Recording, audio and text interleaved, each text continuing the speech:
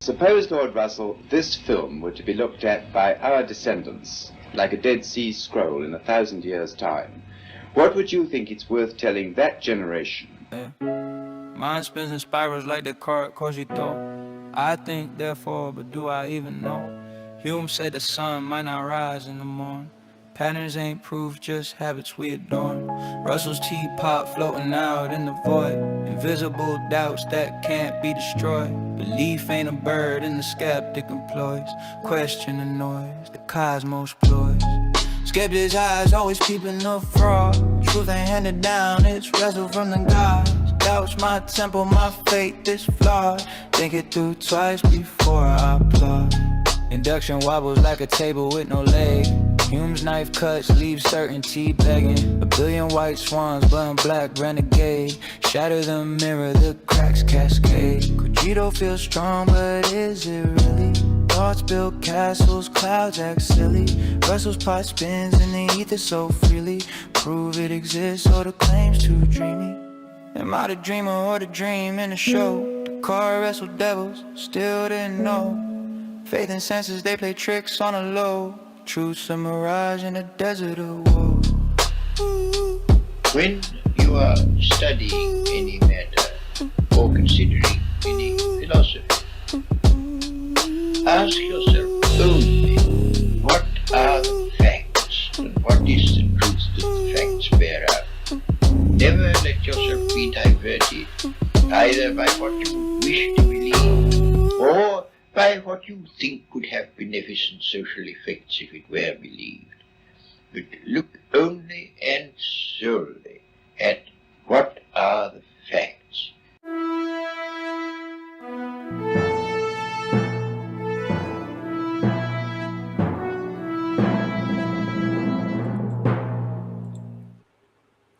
Well, hello, everyone, and thank you for joining us again another fine Sunday.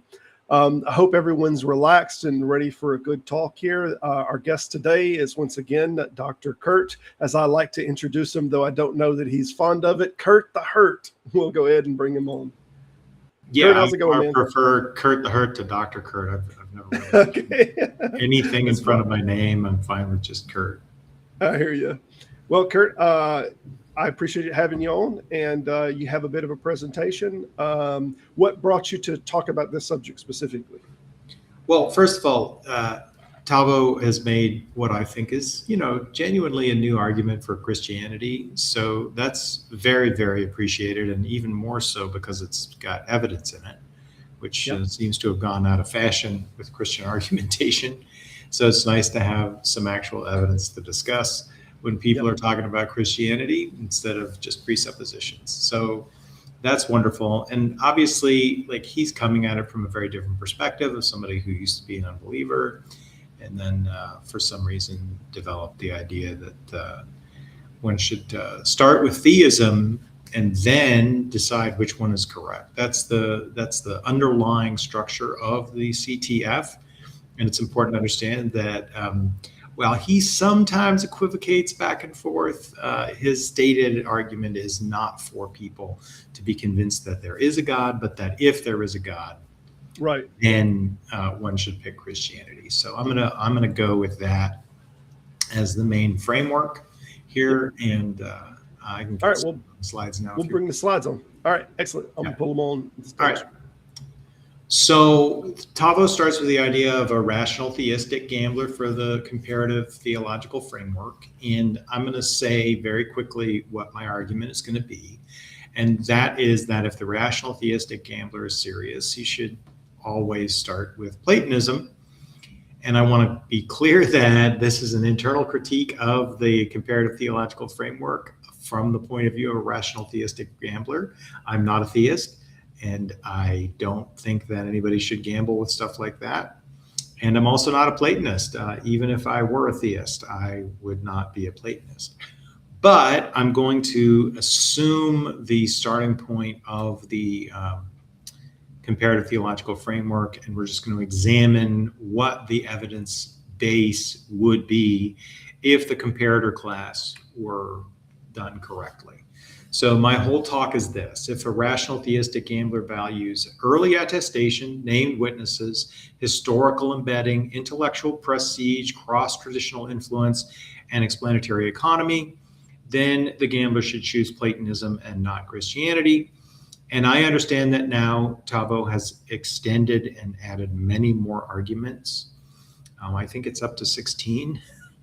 And I'm not going to be able to address each one of the 16 points, but I will say that if Christianity lost on these points, then that would substantially alter the way the comparative theological framework is structured. So I think this is a perfectly large enough set of victories for one type of theism to get over Christianity that it would create a different outcome in the gamble that the RTG would make under those circumstances. So I want to be clear that this is not my view. I am not endorsing Platonism. I personally find huge problems with Platonism, and that would be the case for any anti-realist nominalist, I suppose. But I'm using Platonism as a proper comparison to Christianity. So it's not true. I don't believe in the forms. I don't believe in the one or the good. I don't think Plato had a revelation or that Socrates was divine or had a spirit guide. And I think that the key point for me, though, is that the things we think of now as religious commitments were at the time Christianity developed thought of as philosophical commitments. People were members of a given philosophical school often, or they were like modern Christians are, and they say, well, I'm not a member of any one group. I pick and choose my own. The Dr. Galen, for example, had sort of an eclectic personal philosophy. But my claim is very clear. The comparative theological framework's stated criteria, if we use them correctly, would favor Platonism if we allowed that major second century rival of Christianity into the conversation. So the proper comparator should not be religions that did not and could not have existed at the time that Christianity came about. This is a real sort of smuggling move that the current comparative theological framework does that I think is, although it's done explicitly, not necessarily a legitimate, fair comparison. Because Sikhism obviously is dependent on the existence of Hinduism, Islam, and Christianity. So to compare Christianity to Sikhism is always going to be a flawed comparator, right? And in the same way, Hinduism is a broad number of what, like if it were Christianity, would be called different Christianities. It's not a one single belief system. So it just doesn't match Christianity very well at all. And so the comparative theological framework tries to pick a whole bunch of seeming Christian rivals in the 20th and 21st century and then run its argument against them. And it also focuses on miraculous events. So adding miraculous events is always going to favor a religion that is centered on miraculous events at the expense of religions that are not, like Buddhism, right? People who are Buddhist do not need to believe in the existence of the historical Buddha or any miracles to accept the main belief system of Buddhism. And in the same way, Confucianism, right, doesn't depend on any miracles. So when the CTF is using miracles as a criterion for determining among religions, to me, that's also sort of an illicit move, one that wouldn't be sanctioned by most disinterested and objective rational theistic gamblers. So for the sake of argument, I'm going to grant that the comparative theological framework is quantitative, it is convergent, and the ranking matters. I don't necessarily accept that as a true statement, but that's going to be the work we're going within. We're going to begin with the existence of theism and no prior religious commitment. And then we're going to weigh early attestation, witness density, historical grounding, verification, and intellectual legacy. And we're supposed to follow these criteria wherever they might lead us, not what we would culturally. culturally prefer. And also, like, I do want to say that a rational theistic gambler, and this is not on the slide, but a rational theistic gambler who believes in bare theism should never be moved off of bare theism if they understand math, right? Bare theism says there's some sort of God who's made some sort of intervention in the history of the universe. Any additional claim you add to that is going to decrease the probability of that being a correct statement. So to me, the rational theistic gambler, if they were being truly rational and truly gambling like to get the best odds, they would just start with bare theism and never be moved off of it. And I've seen people try to argue that, and it's as good an argument as you can get within theism. You're talking about the philosopher's God argument. That's just just like there's a God, he did at least one thing since he started the universe, right? Sure. And then that's it. That's all you got to defend. And then that's a much, much less difficult conjunction to defend. It's like the old Helen is a feminist and a bank teller versus Helen is a bank teller conjunction fallacy. It's much more likely that she's just a bank teller than that she's a bank teller and any other conjunctive. Yeah, it's almost like you're also trying to prove, like, if one of the major world religions is true, then this would be it, rather than just the position of theism. You're trying to get it to pick one of the major players, so to speak. Yeah, and that's not a forced move, right? That's a right. move that, and again, like if we look at the whole broad picture, he makes a broader case on his channel that's not just the CTF, where he tries to talk about practical benefits and like social benefits and things like that. And that's not part of the CTF, so I'm not going to address that today. But I am going to address clearly that the comparator class is wrong, and that's really where the game is won, right? Once I can set who's in my league, I can pretty much determine based on the relative rankings who's going to win. There's always the possibility that things will come out a little bit differently. But if I put 4 Little League teams in with the Dodgers in a league, I don't have to wonder who's going to win. So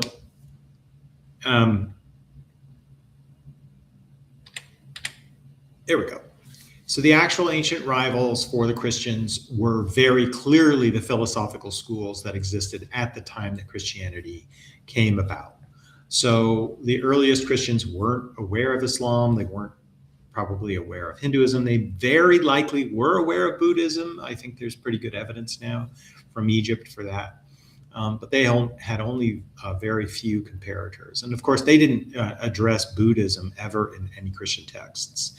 Whereas ideas from Plato and Aristotle and Stoicism and Epicureanism are named in the New Testament as rivals. The Stoics and the Epicureans are named in the Book of Acts as rivals. And ideas from Cynicism have been identified in Christianity from antiquity. So in Platonism, what we have are the forms. We have the soul in the body. We have a divine intellect that the soul is trying to ascend toward. And this is definitely a theistic metaphysical rival to the Christian theology. We'll talk much more about that. But I also want to point out that Stoicism was a live option.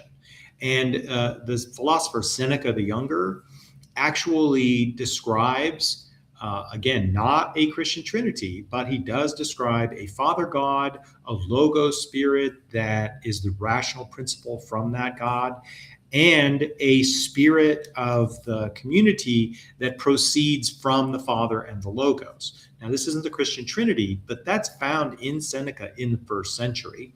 And it is definitely a rational ordered cosmos with a Logos in it, just no incarnation. The Epicureans, on the other hand, were very, very different from both the Platonists and the Stoics because they held to an atomistic ontology, so that there were only atoms in the void. The Epicureans argued that you should not fear the gods or fear death. And they also had a kind of salvation. That salvation was called ataraxia, which was tranquility or undisturbedness without placing people into an cosmic battle of good and evil. And then there were the Cynics. And the Cynics were poor people who wandered around places, argued against the treasures of the world, and argued that frank speech about who people are and what they were valid and valuable for was the way to go, that all human constructed hierarchies should be torn apart. In other words, there should be no Jew nor Greek, no male nor female, no freedman or slave, and that everybody should be equal in the world. And they were the first sort of cosmopolitans, and they existed centuries before there was Christianity.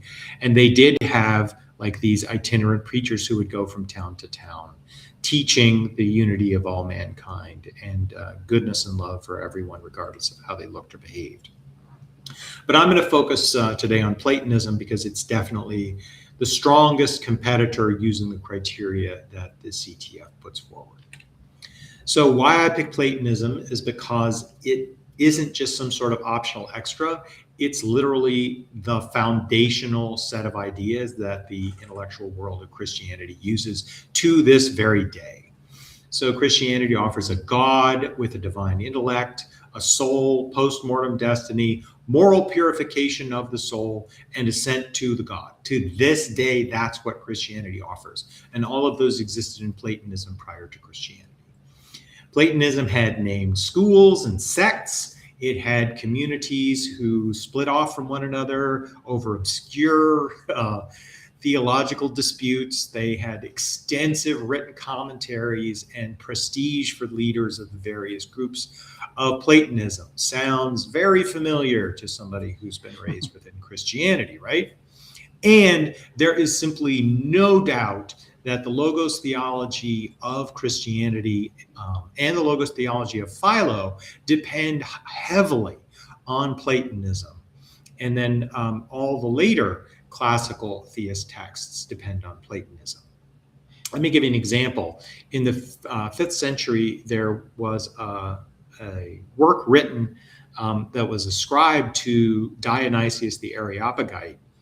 And this work is literally just an extensive Platonic text that changes a few of the terminology terms to make them Christian.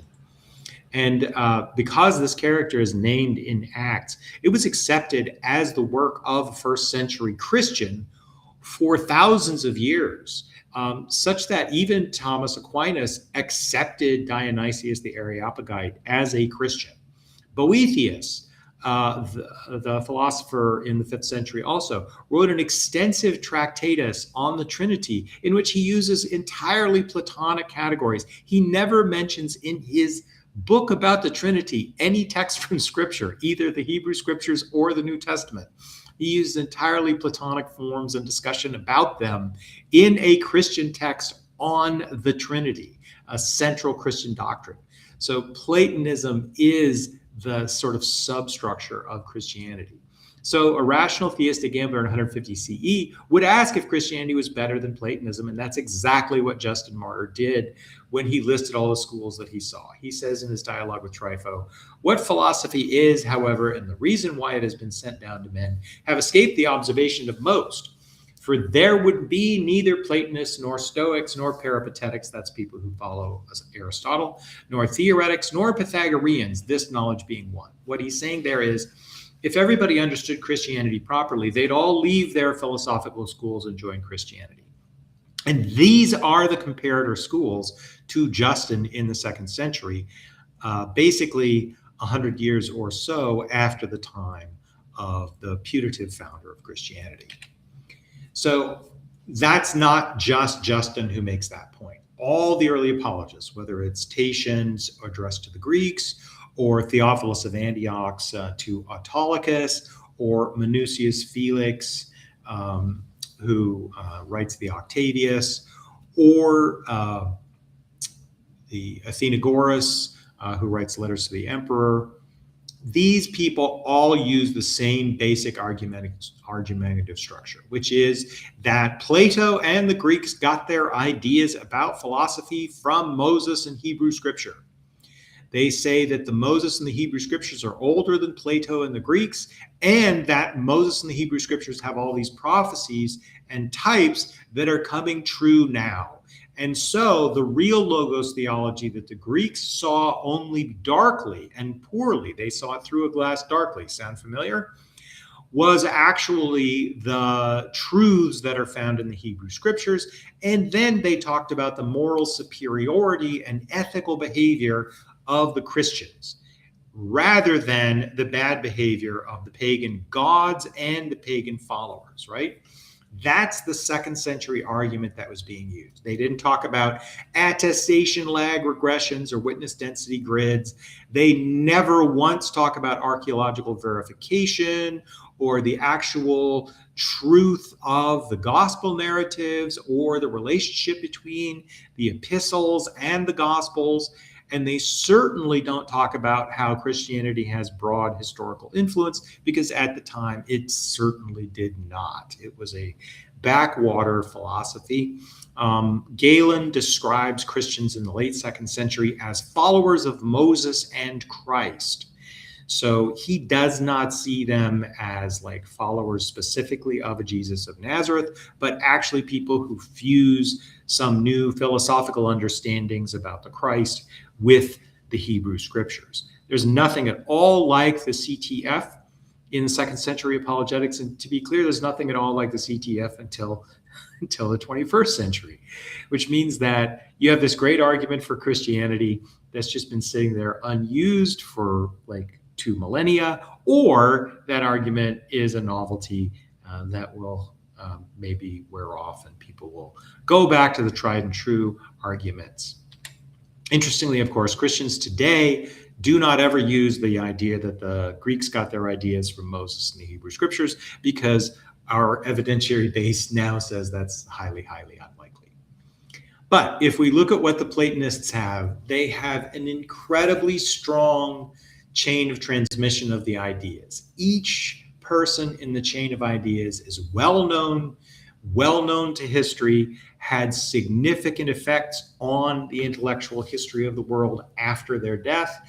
And each of them, if you remove them, you leave a lacuna in the history of the world, of the intellect and politics that can't be replaced. And there's simply no doubt that they all existed as human beings, at least to the degree that they had separable existence. Many of the things that may be said about them may be false or inaccurate. Certainly we have the Alexander Romance, for example.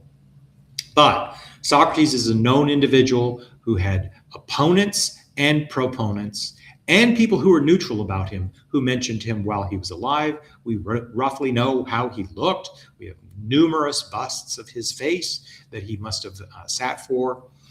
And we also know that for Plato, who wrote extensively about Socrates and his ideas in the early works, and then sort of uses Socrates as a mouthpiece for his own ideas in the later works, his direct student, who didn't know Socrates personally, but knew Plato personally, was Aristotle, who wrote extensively about his ideas about the world in his lecture notes, which we still have preserved to this day, and have also had a major contribution to Christian intellectual tradition through Thomas Aquinas. And then Aristotle had this little student named Alexander the Great, who happened to dominate the entire world, both militarily and politically, for a decade and a half or so.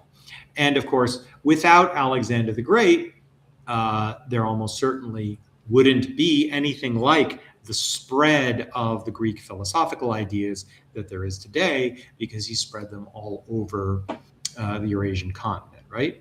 So this isn't some sort of very difficult to tease out set of possible people who might have known this person, or it's hard to tell if this person is this other person or whatever. We know all these people. We know roughly who they were, when they lived, and we have fairly good detail about all of them.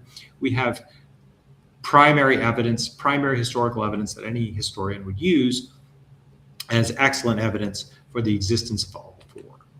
Hey, And can I so, stop you for 1 second, Kurt? Because I sure. wanted to mention something that I've heard of as an argument before, and that is because of Alexander the Great and his influence on this type of Greek philosophy that wind up spreading so far around the world, that there might be a similarity between this and almost a John the Baptist kind of coming before, because the absorption rate of people that are now subscribing to this Greek philosophy are much greater for Christianity to kind of come in and follow this act, and there be parts of it that are very agreeable. So the soil of Greek philosophy and the areas that has absorbed this Greek philosophy are a lot easier to take in this Christian character, whereas those that haven't may not be as ready for it, as primed for it.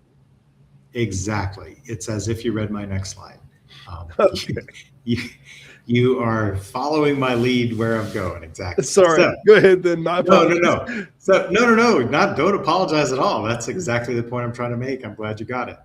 So by the CTF's own logic, this would be evidence of divine favor, right? This would be evidence that if there is a theistic God and that theistic God is acting in history, that this would be a mechanism for how he would act. So if we can find a historical asymmetry that gives prestige and intellectual legacy and providential appearance of intervention, then Platonism has this massive datum, right?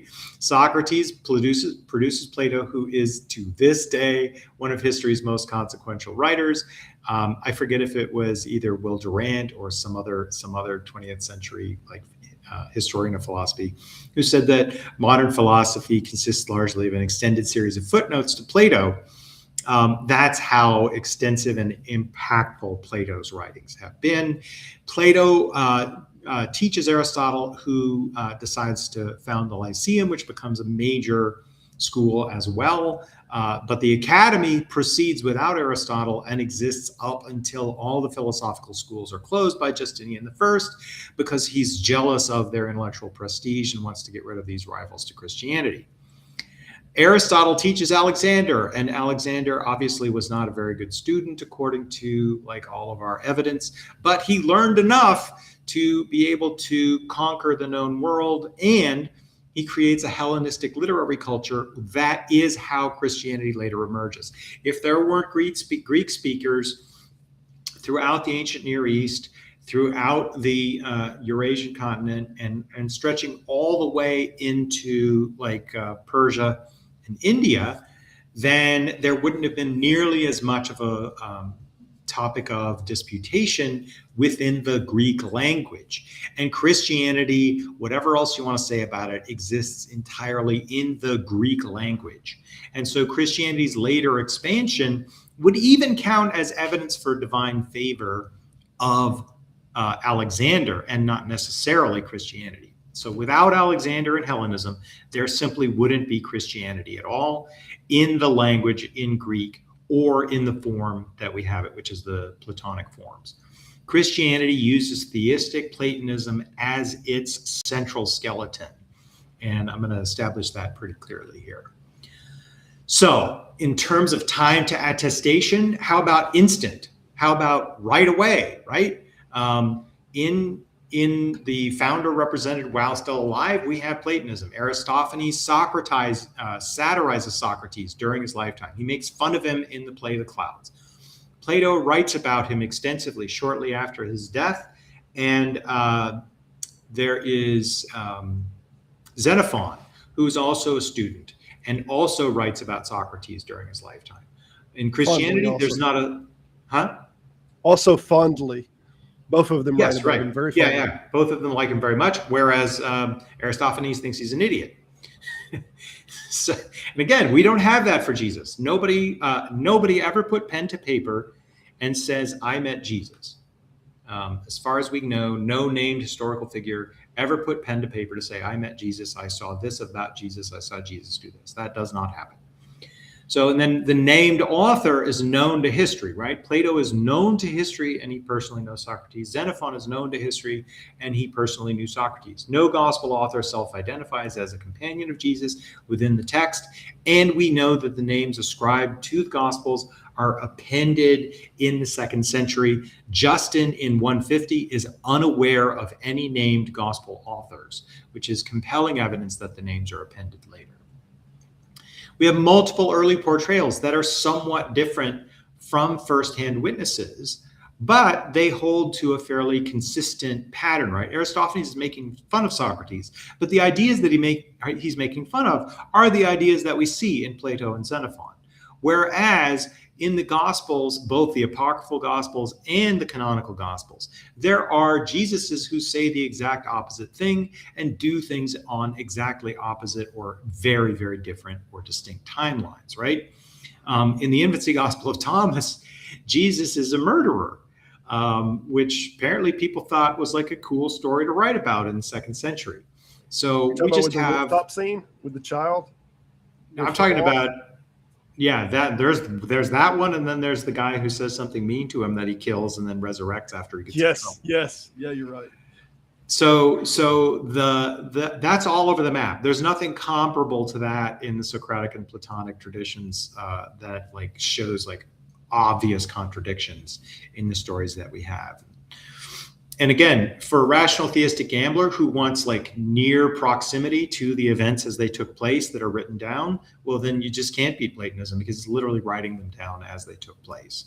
So Christianity is at least 4 decades, let's give it the very best case. Let's give it just 3 years. It's still 3 years behind Platonism on neutral proximity, right?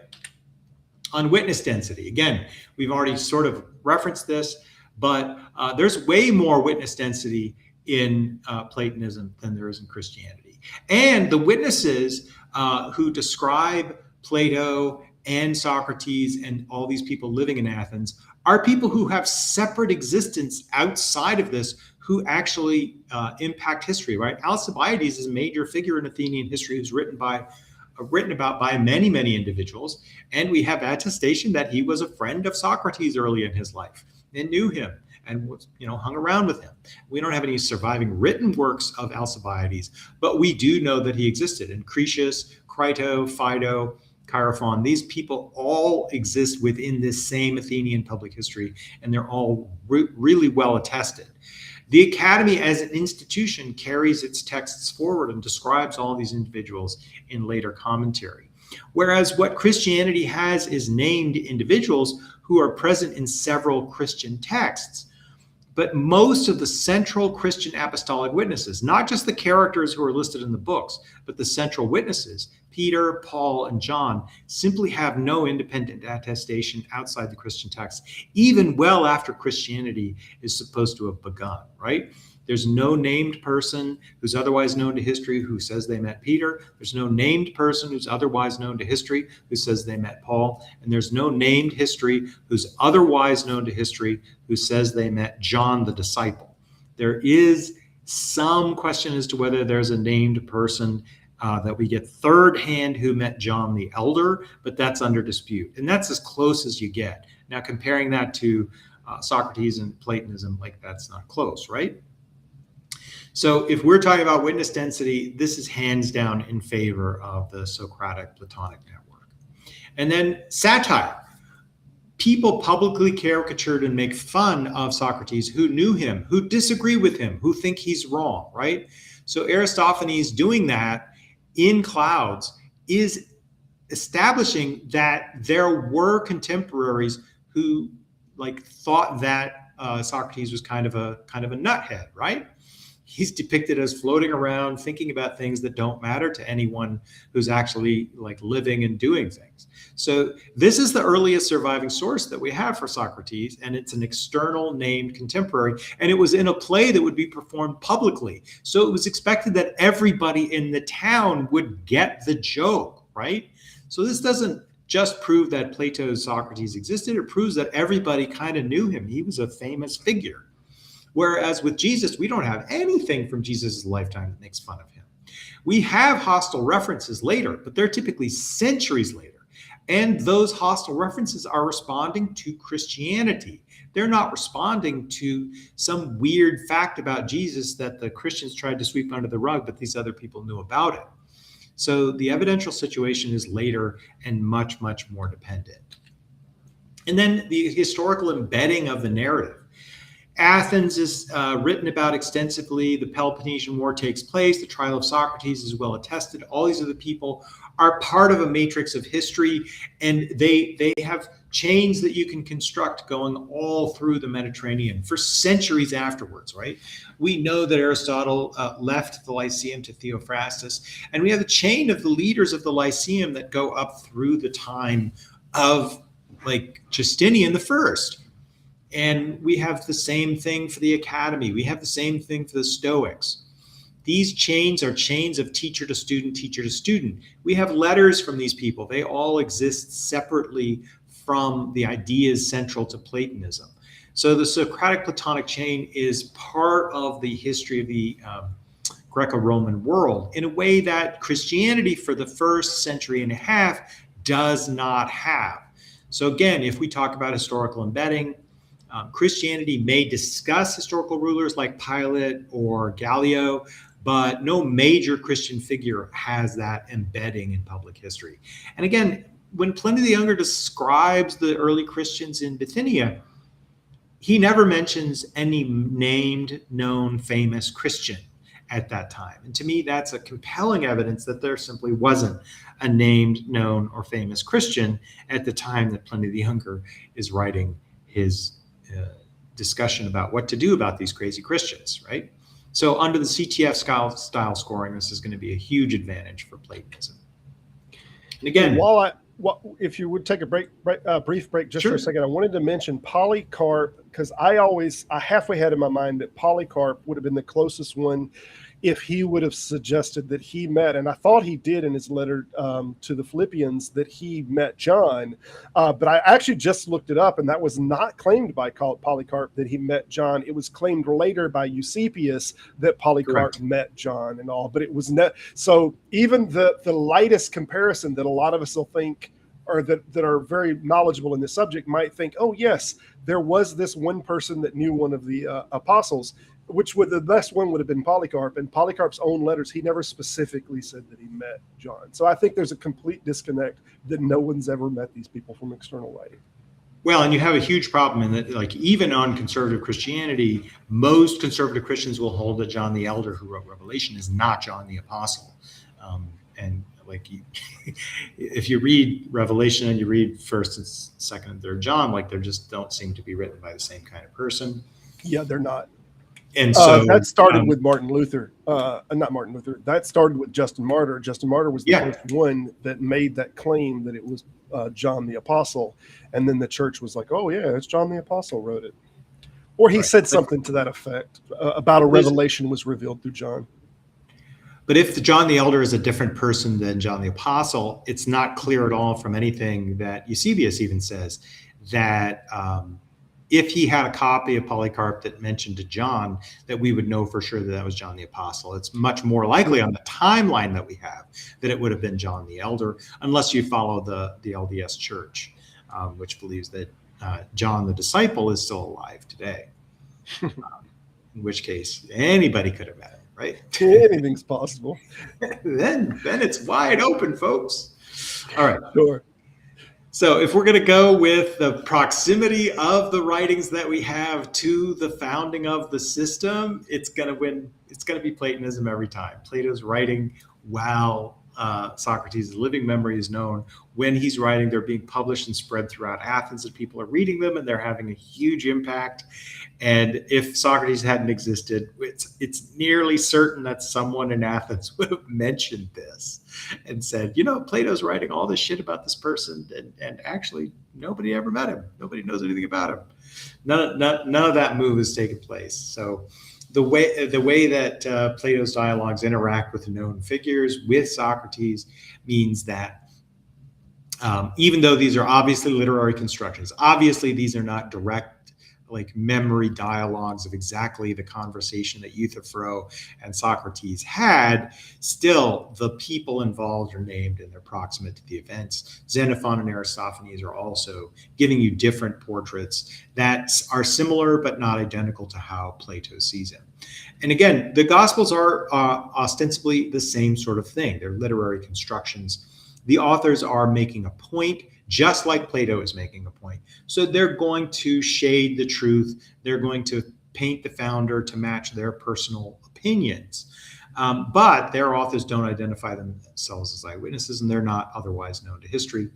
And these later canonical attributions, even if they're correct, let's say they're correct, and let's say Mark is written in 70, that's just no competition for writing within the known lifetime of many people who knew the person, who also know you. So even though we grant both corpora literary and the miracle, like intensity in the Gospels is much, much higher, whether you want to weight that strongly or weakly, I don't know. There are miracles in the Platonist corpora, right? Socrates has a daemon who speaks to him, gives him supernatural information. So You might be breaking up a little bit, Curt. Check your connection, man. Can anyone else hear Curt? Looking at my, can you hear me now? I hear you now. All right. So what did you miss? Just a few, the last sentence that you said. Okay. So yeah, if we compare Socrates' miracles to those of Jesus, they're much, much less impressive, but there's still supernatural events in the Platonic corpus, in that Socrates does get like messages from a spirit, right? Sure. Okay, so I think I've kind of beat this one to death. Oh, sorry, I went the wrong direction. Okay, so part 3, we're going to talk about the intellectual legacy here. And this is one of like the key points that Tavo tries to point out, is that Nietzsche quotes Jesus favorably, and Gandhi quotes Jesus favorably.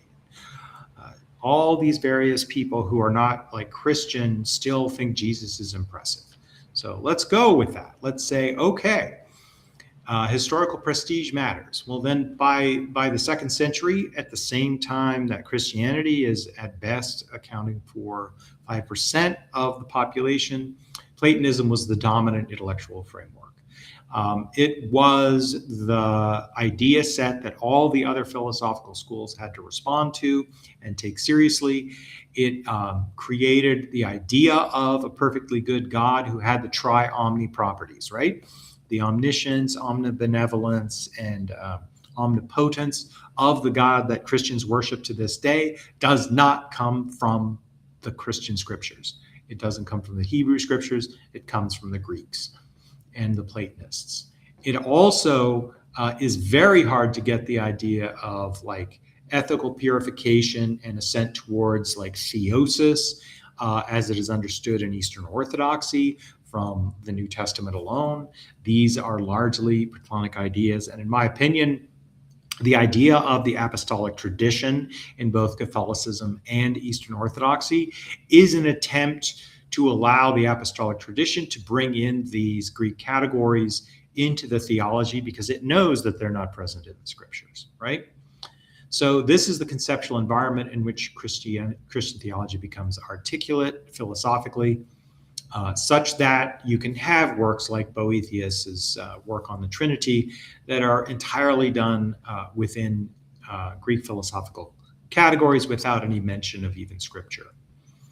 And Platonism was already massively intellectually prestigious, right? Philo is reading the Hebrew scriptures through the lens of Platonic philosophy, and the works of Philo are dead center in the construction of the idea set that becomes the New Testament. And Philo, of course, runs the same argument for the antiquity of the Hebrew scriptures and the idea that the Greeks got their ideas about the world from the Hebrew scriptures as the 2nd century Christians like Justin run. So, and in fact, this argument goes all the way back to a Jewish apologist, Aristobulus, who's running the argument in around 150 BCE. So this is an argument that's already old by the time Philo is using it. And then Philo is writing about 100 years before Justin. And between Philo's writings and Justin's writings, you have the life, career, death, and resurrection of Jesus.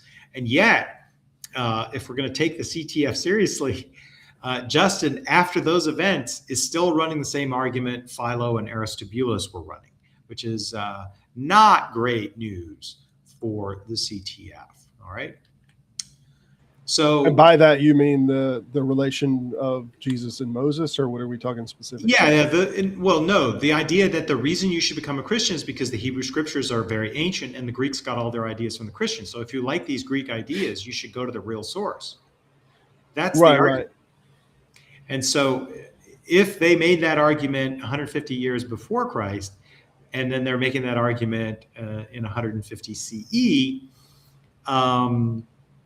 and that's after supposedly the resurrection, that's not great, like to say that they thought they had this wonderful witness attestation for the resurrection and it was a great argument to become a Christian, right? It means that they were using a very different set of arguments. We already talked about Christianity arising within the world of Alexander, but Platonism doesn't arise within the world of Alexander as an interpretation of Christianity, right? Christianity is using Platonism to become what it eventually becomes. The Greek language and the education are what all the Christian authors went through, right? They all went through the Paideia. They all had to learn how to write Homeric Greek. They all had to learn how to copy and write letters using Koine Greek. The ideas of the logos, the ideas of the soul, the ideas of incorporeal reality of refined substances, of participation in the divine ascent and divine mediation, already are in circulation in Dionysian ideas, in Memphite and Hermetic ideas, and in Stoic ideas. These are all things that Christianity then later uses, but Christianity is taking these ideas from the Greeks. Augustine tells us the quiet part out loud. This is one of Christianity's greatest theologians, and it was fun to hear Tavo quoting Augustine about how we should pay attention to science and not creationism last night when he was talking about young earth creationism and Christianity. But Augustine also says something about Plato, and he says that it was the Platonic books and reading them that made Christian metaphysics intelligible to him. Now, Augustine's mother was Christian, so he grew up with access to Christianity, but he says it was only after I read the books of the Platonists that I could read the Hebrew scriptures and understand them. So the Platonists are the things that taught Augustine how to seek an incorporeal truth, how to understand God as immaterial, immutable, and the source of all being. Augustine then says Christianity is better because it's got the incarnation and redemption, but he couldn't understand it from his mother alone. He needed to learn Platonism first to see how great Christianity was. And then let's look at the cross-traditional recognition, right? If Nietzsche's saying Jesus was the only Christian and he got nailed to the cross, let's look at the admiration for Platonism, which is overwhelmingly stronger, right? Christian theology absorbs Platonism nearly wholesale to the point where, like, Dionysius the Areopagite can write this extensive Platonic tract and it just gets accepted as Christian because the Christians were using those same sets of ideas. Jewish idea sets then get influenced by Platonism. Muslim idea sets get influenced by Platonism. The entire Renaissance is the rediscovery of Platonic ideas in the Western world. And it has massive influence on the progression of science and mathematics in the Western world. Modern philosophy, modern idealist philosophers, and there are contemporary philosophical traditions that exist today that appropriate and use Plato. There are, atheistic philosophers who are dualists or idealists who describe themselves as Platonists to this day. So although they may not agree with the idea of the Platonic God, they're still using the Platonic ideas. And that is a much, much bigger homage than the little throwaway line Nietzsche gives Jesus, or the Gandhi saying, "We love your Christ, we just don't like what his Christians do." These are people who are using the entire idea set and think that they're critical. Platonism is central to mathematics, metaphysics, philosophy of mind, ethics, theology, and mysticism. I'm going to say that I'm not a Platonist, and I think they get almost everything wrong. That's my opinion. But if you want to talk about cross-traditional recognition, this isn't just admiration. This is everybody using the ideas in Platonism to this day as like working parts of their theories. So Platonism is simply better on this respect than Christianity. C.S. Lewis ends up saying it quite imaginatively. He, in the book The Last Battle, is in near the end of the book, Professor Diggory is going upward and inward, right? Upward and inward. And he says, it's all in Plato, all in Plato. Bless me. What do they teach them at these schools? Well, why is C.S. Lewis doing this? Because his final Narnia, like upward and inward, is structured on the Platonic move. It's the allegory of the cave, right? The real things that exist as ideas are more real and better than their weak, cheap forms and shadows that we inhabit in the real world. So the point isn't that C.S. Lewis was a Platonist. Obviously he wasn't. But it's that Christian eschatological imagination is still using Platonic ideas in a major Christian apologist in the 20th century. So if that's like the kind of cross-traditional recognition you need to win the CTF, then Platonism wins hands down, because the Christians use Platonism as central facts within Christianity. So if we take this rational theistic gambler who decides for some reason he does want to move off of bare theism, which, mathematically he should not, but if he does decide that, then he should go for Platonism, because Platonism is going to give him the theism without all the possible mistakes that a Christian could be making. And here I want to be very clear. The claims that Christianity makes about its miracles and about its attestation and about its understanding of the world have been wholesale accepted as true by multiple traditions, and yet it does not cause these traditions to adopt Christianity. Marcion accepted the gospel as true. He literally published one. He accepted the epistles as like the main epistles, as like scripture and as the New Testament from God. And yet he was not an Orthodox Christian. He did not believe the things that modern Christians believe. Later, Mani accepts the Gospels as true completely, accepts the bodily resurrection, accepts all of it, and founds Manichaeism, which is not Christianity. It's a totally different religious set. Muslims accept the truth of the gospel narrative, except that they say that God made it appear that Jesus was crucified, but he wasn't actually crucified. But they accept the narrative as it stands. A Muslim can read the gospel and think that everything that happened in the gospel happened the way it's described. They just think that Christians don't know this one fact about how God was fooling everybody with an image on the cross that wasn't true. And so the idea that miracle witness is enough to convince people of Christianity just fails on the fact that there are plenty of people who accepted all those miracles, and yet it didn't convince them of Christianity. But with Platonism, you have an intelligible order, you have a divine intellect, soul and assent, objective goodness and truth, and a metaphysical start point. That's all the things that people really want a theism to do anyway. They want to have less uncertainty. And so Platonism can give them that. Christianity gives you an incarnation that doesn't make any sense, that's very, very difficult to explain. There's the logical problem of the incarnation that I think still remains to this day, being unsolved. You have an atonement through one execution. Again, this is a massive retcon that Christians have to try to figure out all the time. And of course, again, Muslims accept all the text as being real, but they don't think that that works. You have either a Trinity or Unitarianism. On both readings, Christians will argue one direction or the other. Trinitarians think Unitarians are reading the scriptures wrong, and Unitarians think Trinitarian Christians are reading them wrong. In either case, there's no clear-cut answer. There's no clear-cut obvious thing that allows you to pick which Christianity is true. The bodily resurrection in Christianity is incredibly unlikely. Just read all the various arguments against the bodily resurrection. And again, arguably the Gospel of Mark does not include a bodily resurrection, which means that even within Scripture, if we take each book on its own, not every witness includes a bodily resurrection. The Gospel narratives are anonymous.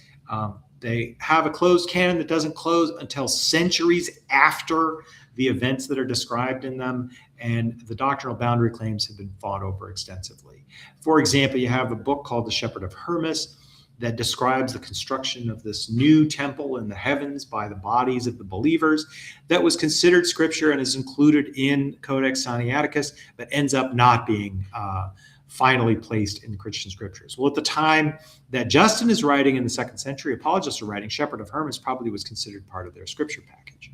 And yet modern Christians don't think that that's scripture anymore. So this is a very fluid concept until much, much, much later. Whereas in Platonism, the accepted central texts of Plato have really stayed stock still since the Athenian era.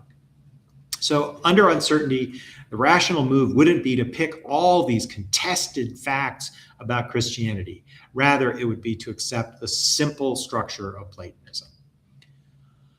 All right, so the way that the CTF works is to just change the rules. If we use these neutral criteria that we're talking about, we can point to Platonism. To get Christianity to win the CTF, we have to add in Christian-specific criteria. So we need to have things that Platonism simply doesn't have added in to get the CTF to win for Christianity. Because if we just use the objective criteria, Platonism is going to have all these things that we've kind of already gone over, and I know we're running low on time. So Christianity did not argue that the resurrection of Jesus was the reason you should be a Christian in any 2nd century apologetic work at all. I've looked through them all. They do argue that the prophecy of Jesus in the Hebrew Scriptures is a reason to believe in Christianity, but that's part of the broader argument that the Hebrew Scriptures antiquity predates that of the Greeks, and the Greeks got all their ideas from the Hebrew Scriptures. So we have an apologetic problem here. If the case that the 2nd century apologists were adequate, that case was not the CTF, right?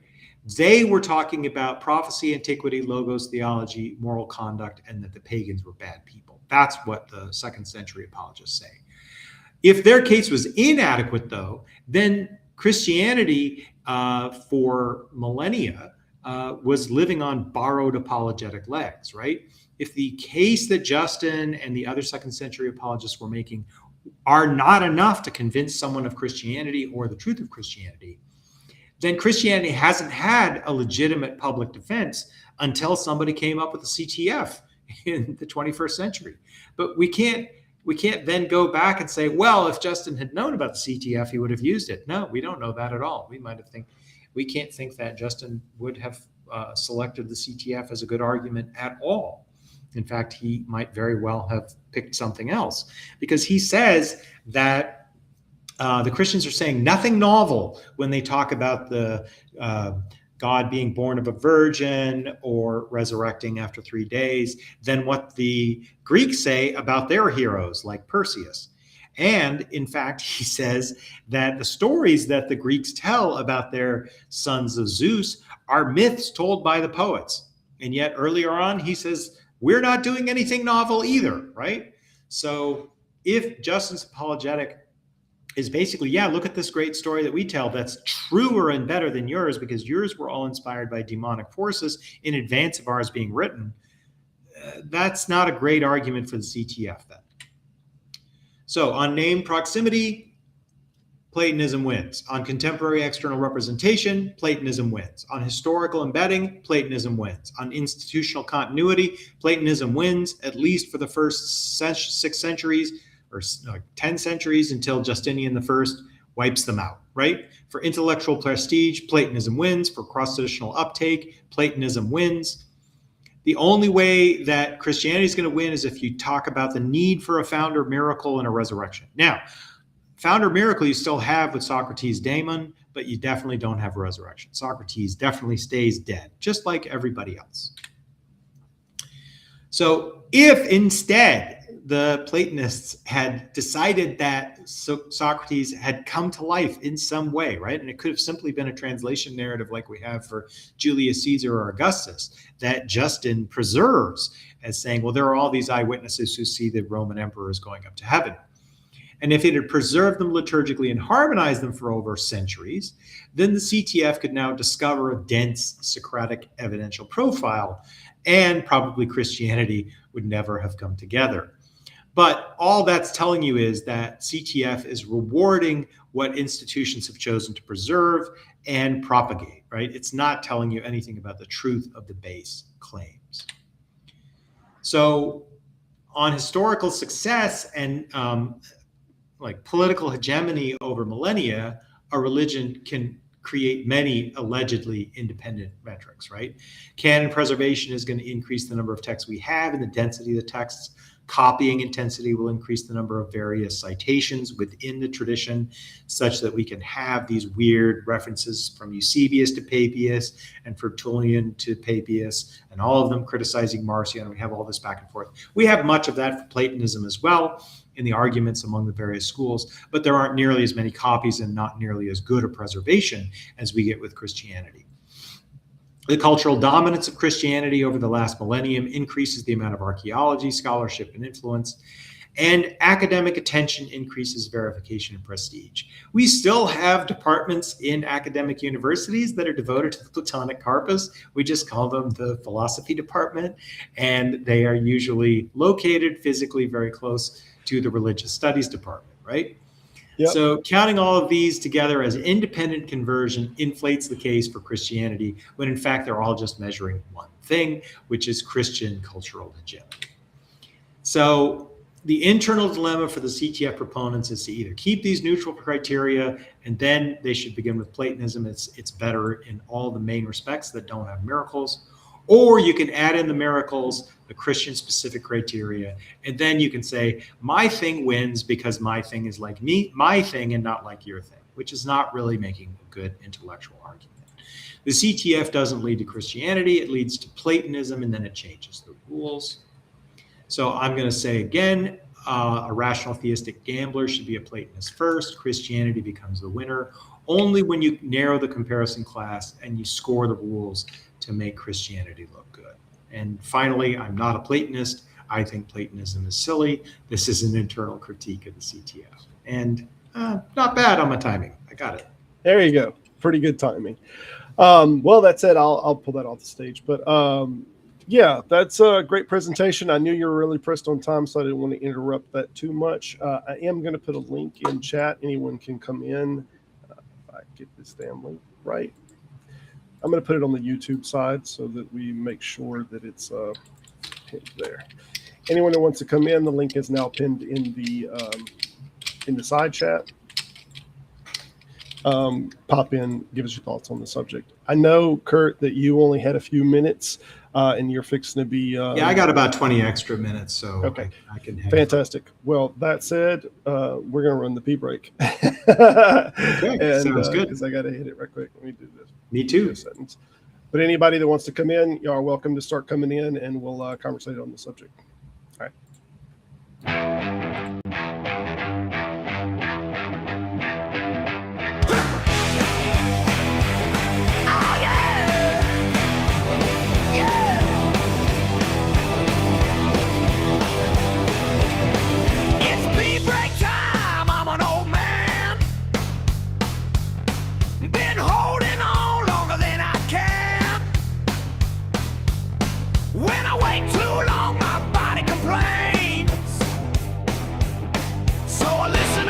When the pressure remains, take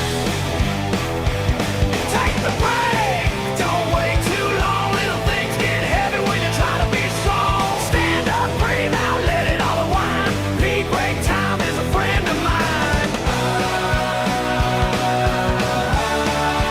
Yeah, yeah, yeah, yeah. Oh yeah.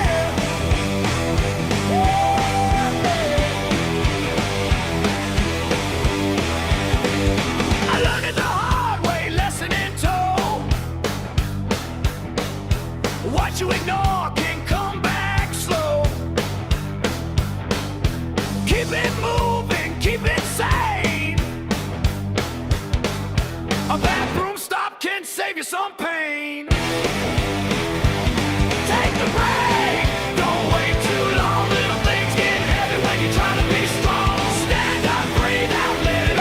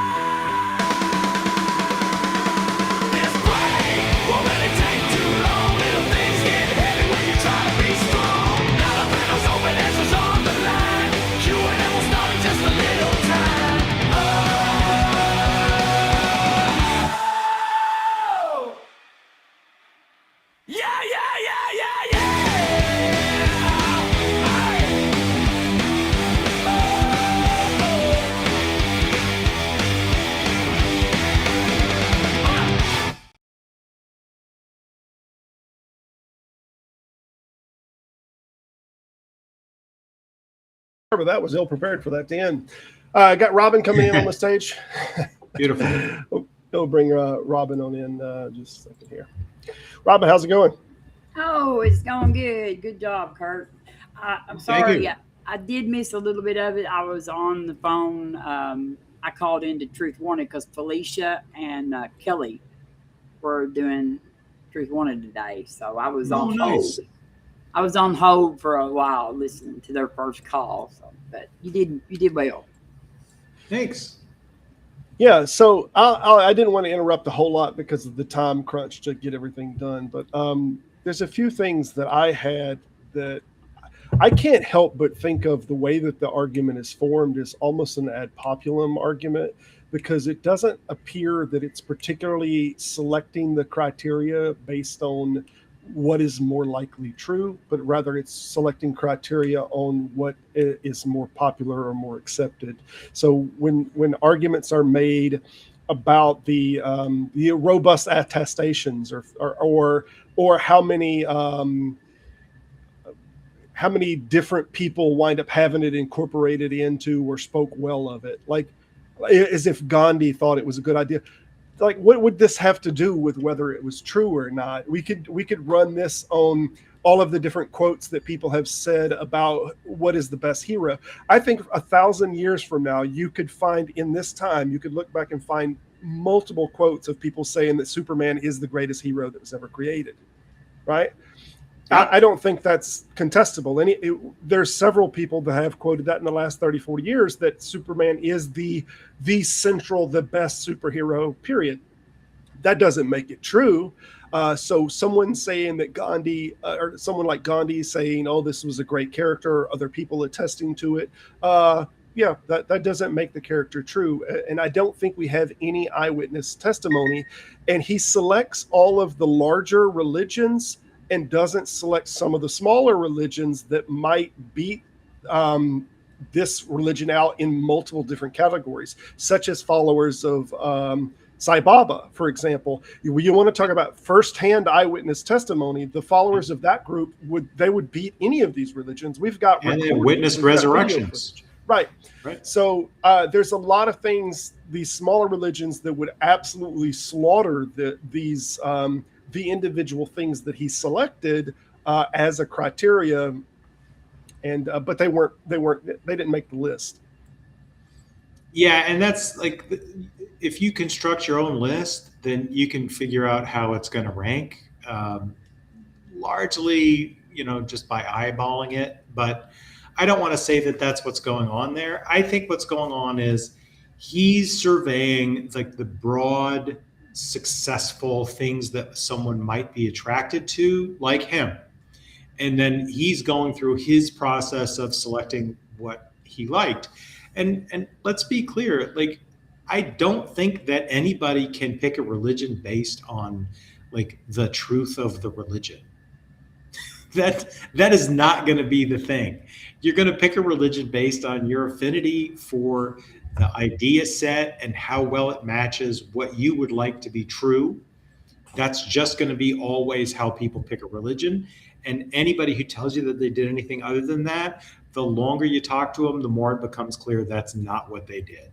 Right. Yeah. And that's fine. I don't think that's problematic. That's kind of what you're just going to always see.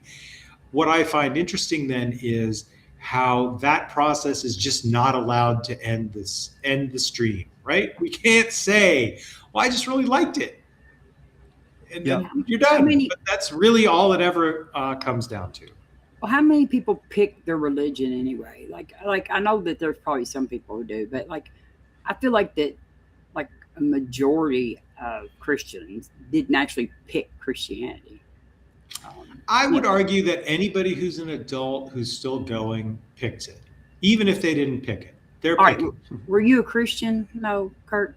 Yeah, I grew up Christian, pretty strongly Christian, and I stopped picking it, so I picked something else. Well, I mean, I guess, I understand that adult part, but like indoctrination is like a real thing. And like, as I work for like an ambassador for Recovering for Religion, and there are many atheists who, years after they've deconverted and don't believe, are still have a fear of hell.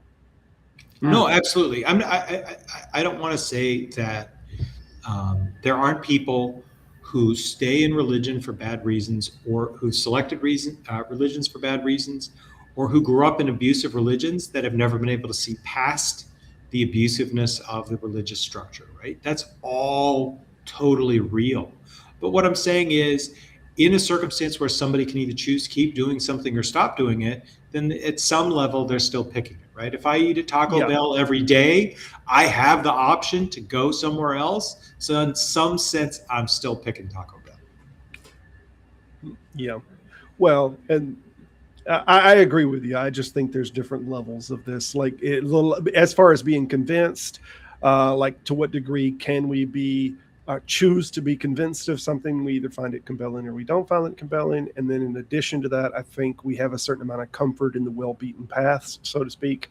So if we've already been in this and we have some sense of comfort in this, what's the likelihood that we're going to move out of a comfortable space into an uncomfortable space? There are channels of the river, so to speak, that continuously flow that way. And it's not likely that it's going to, veer off into other domains. So I think there's something just cognitively, it's very comfortable to keep believing what you've already believed for years and was introduced to you when you were very young and credulous. Does that remove all responsibility for you? No, not whatsoever. So to some degree, you are still picking it, but there's this big sunk cost thing that's going on and a lot of other factors.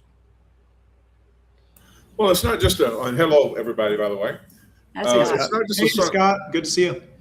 Good to see you, man. That was a great presentation. I looked up and like an hour had gone by and I didn't even realize it. Thank you. Tracking and following, you make it easy to understand and all that. So keep that presentation and give it often. But anyway, it's not just a matter of sunk cost fallacy. It's that when you have a role in any community, that satisfies a deep need. Psychologically. So are you going to take out, pull away from your place where you have usefulness and you feel like you belong and you're part of a team and go out into this desert of lack of connection that we call the United States and try to find your place again? That's pretty tough to do, and it is pretty scary. So there's a lot of people that probably maybe they're a bit bored with their religion, but they just, and they're criticized for this, go through the motions. But what else can you do if you don't believe it, but you got a place in a community? You're not going to leave that community. Maybe I'm describing the sunk cost, but like, where can you move to that you can't throw a rock and hit a Christian anyway? Like, that's what I want to know. Like, like Alaska, maybe. Like, I don't know. Mm-hmm. You can throw a rock there and not hit anything. So yeah. You hit a bear. You might hit a bear and you get angry. When you have more polar bears than Christians, then maybe you might be like, but like pretty much the United States. Yeah, we're just like pretty much. I was in Alaska. I'd look for the snowy owls. Yes. Oh, and by the way, yes, I did need to get that out. Good job on owl-based apologetics. That's the other thing I wanted to give Tavo credit for. I'm all in favor of adding more owls to our religious discussion. So that's all. Yes. So another thing that I wanted to mention is also, it looks like this framework that he's forming, it's coined as framing it around the most likely thing that is true, but it not only does it have this appeal to population, or being the most popular, but it also seems to have many things that are targeting at, dare I say, preference. And I'll give you a primary example. We could say something like Coca-Cola is the largest, most popular drink. Like, if you asked the population of the world, if you polled them, like, what is the best drink? I think you'd probably get Coca-Cola up there more than you would some tea or some other specific beverage and manufactured by a specific thing. And does that have to do with Coca-Cola actually being the best beverage, or does it have more to do with the empire and resources of the organization that promotes and pushes and advertises that particular one? And I think the average person would easily know this has more to do with the network of money, influence, commercialism, and everything else that Coca-Cola has. So if we looked at a different scale like empire, Wait, and we Robert, looked at are you saying it's not divine favor from Santa Claus? I mean, I think it's just more about the empire that is backing the thing makes it more largely available to be a preference.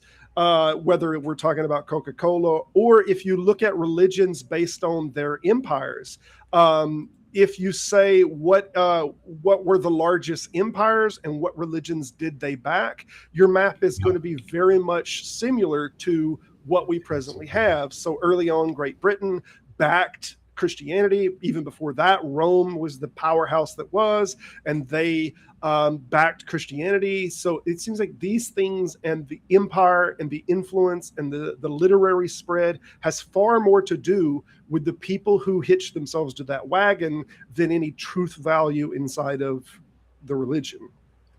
Well, I think that like Great Britain, of course they weren't Great Britain at the time. Like Christianity was pretty much forced on the British Isles, a whole lot of it anyway, at first. Yeah, by the Romans. Yeah, when the Romans invaded, because they were like pagans, like Druids and things like that. So yeah, there was a lot of pagan, and we have all the rocks there, but I can't think what the name of it is. The henges. The Stonehenge, yeah. Like they of course they weren't using that then, but like the British Isles were like a whole lot of there was a lot of paganism on the British. Well, they were pagans under the Romans until the 4th century, and in the 4th century, Romans all Christianized. So yeah, and at first, like the Romans were pretty cool about all that kind of stuff. As long as you kind of like gave money to their gods, they didn't really care what gods you had. But once they adopted Christianity as a state religion, they decided that pretty much everybody had to fall in line. So my suspicion is that the reason Christianity became so acceptable to the Roman state, and the reason why you're getting Tavo-style apologetics today, is because it allowed the political leaders of Rome to only have one religious group that they had to deal with. And you also made the lives of the believers simpler because you had one-stop shopping for all their religious needs. Absolutely. Mm-hmm. You did not need to go to the priests of Janus for this, and the priests of Zeus Apollo for this, and priests of Amun for this. And you just had one place everybody went for all their needs, and you had much more simplification and much easier political control of the populace, right? Because if the different theological priest classes disagree about something political, just like today, right? Then you're going to have the Baptists against the Presbyterians, just like we have today. And that's going to make it harder for the political leaders. They wanted one thing. That's why Constantine calls the Council of Nicaea. He wants all the Christians to believe the same thing so they all can report to the emperor and do the same thing all at once. Yep. And the Abrahamic religion has a lot more framework on like moral, like how you're supposed to behave too, than what like the Greek gods. Pretty much you were supposed to be nice to strangers. Like that was like one of the main things. You didn't kill none of your family members, and you were good to strangers.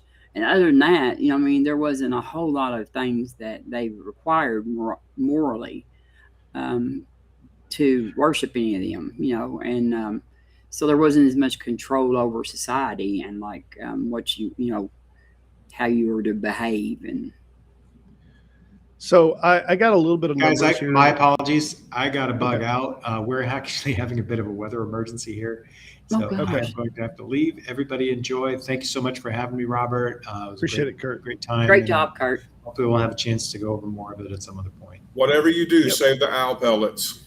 Yeah, right. All right, take care, man. So, and we're going to have Tavo on. I sent him an invite. He's definitely interested. I don't think he's selected a date yet. I'll have to check my emails, but we're going to have Tavo on to whether he wants to give more rebuttal to this or whatever he wants to speak on the subject to give it an opportunity on it. I did want to mention that I did pull up these different empires by their area, and it looks like the largest area ever covered while back in a particular religion was the British Empire. 35 million square kilometers while backing Christianity. Then the second one would be the Mongolian Empire. It had a total of 24 million kilometers while backing Buddhism primarily, but with some of Islam. Yeah. And then we get into Russia. Oh, sorry. Yeah, and it did the Orthodox Church. And then later some atheist state, but it was 22 million kilometers. So a lot of these things at different times, especially when we're talking about the very early ones, Rome had a lot of influence that networked out.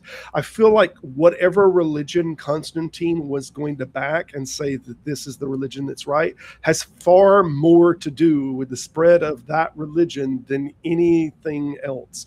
Yes. He was the power of the world at that time, and he pushed out in the Greek philosophy and the literary travel down the roads, so to speak, of how far those documents and whatnot went. So we see some early Christianity moving into Egypt and stuff like that. I think that ability for Rome to be a powerhouse was the largest reason that Christianity exploded, and not to do with the veracity of the witnesses or anything of that nature. No. I think too, I think Christianity in its earlier stages, of course, now that they have prosperity gospel, so it's moved away from that. But like it used to kind of appeal to the common people, like to the to people who didn't have like a high standing, because it promised you a better life after you died. You know what I mean? Like heaven. So you could live, even if you were a peasant on this earth, you know what I mean? You had a promise of a mansion or heaven or whatever, Yep.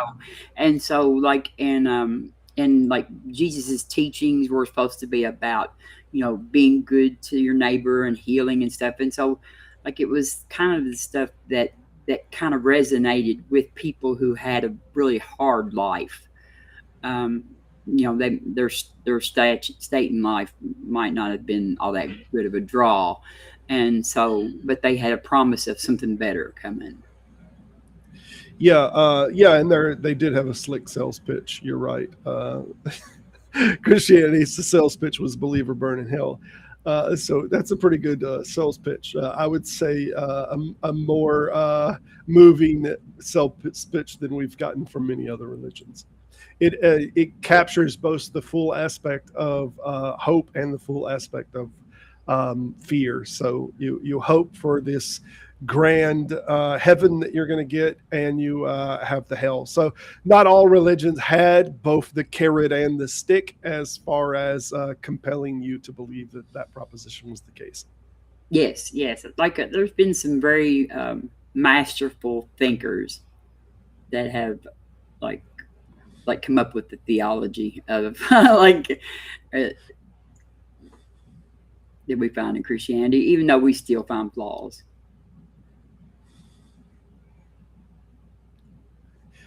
Yeah. Well, you're going to burn in hell is the proposition to start with that we didn't get from the earlier religions, and Judaism didn't even have this in theirs. So I think it's interesting that this religion came out of Judaism when that religion and that Yahweh God was believed by before Christianity. A maximum of 2% of the total population of the world believed in Yahweh. So it wasn't one of the more prevalent gods. It was Israel's God. It was a small group's God. And as far as nations and powerhouses go, we're talking about a very small people believed in that God. So for thousands of years, we had many other gods, and then for a short period of time in the literature, at best we can tell the spread of it before Christianity, 2% of the world population believed in this Yahweh. And then when Christianity started to take off, it began to grow, and by the time Constantine backs it, it explodes. And what's weird is that the Jewish God that like no one ever bought into, it was only 2%, Now this new God character is attached to the Jewish God, so it brings it into the limelight as well as, oh, this is the Father God creator. When before Christianity, like 98% of the total global population didn't believe this God was a thing. So it's interesting that he got brought into the limelight. Yeah, not too bad for a little storm god from the Levant. Yeah. You know what I mean? Sure. Like who? Yeah, he did Not pretty bad well. at all. He's like the Jeffersons. He moved on up. He did. Now he's like the, the one true God, and then it's like yeah. And the thing that gets me is like up until him, actually the term God was like more of a title. It wasn't a name. And now, because of Christianity, the word God is used as like a name. It is regularly. Well, I want to say that the Greeks used the term theon, and they used theon or theos if it was related to the essence of or the divinity of. So the Greeks would use theos, which would mean God or of the gods. Whether of the pantheon or of divinity. But when they were referring to Zeus, more often than not, they would call Theon. So this would be the god. And he was the king. Right. When Jews wrote about Yahweh in the Greek script, we get the same Theon, the god. So before that, we had in the Old Testament literature, we had either a name like Yahweh or El Shaddai, or we had Elohim, which was just Elohim it worked as a plural form, so it could be one Elohim or it could be Elohim, multiple Elohim. So and lots of gods were referred to as Elohim. So yeah, I think you're definitely right. The idea that we now are like God. I don't even think the sentence, "Do you believe in God?" is a fair or coherent sentence, to be honest, because it assumes monotheism inside of the statement. And it should be, "Do you believe in a God or do you believe in gods?" Do you believe in mammals? You only get away with, yeah. What's that? Do you believe in mammals? A little bit too. Right. Well, that's why we ask which God now. We've kind of come to that, and like a lot of times that will throw a Christian back on their heels, like right. The God or the real God or the true God, the real one, or they're like, what do you mean by which God? You know what I mean? But but then even in that division, like that right there, there's just so many different attributes that people have for that God. You know what I mean? Yeah. Like some of them see him as the triune. There's the Trinity people, and then the non-Trinities, and the and the Calvinists. So you just got all these different. So even the same God is not even the same. Yeah. It's weird. It's like if you take a subject that is either believed by the majority that exists or take one that's not, and you'll still see the problem if you use the vocabulary that way. Let's take keys and fairies as the ones that I've used before. And if you say to someone, "Do you believe in fairy?" in a singular sense, they're going to think, "What the hell are you? Why would you even say it like that?"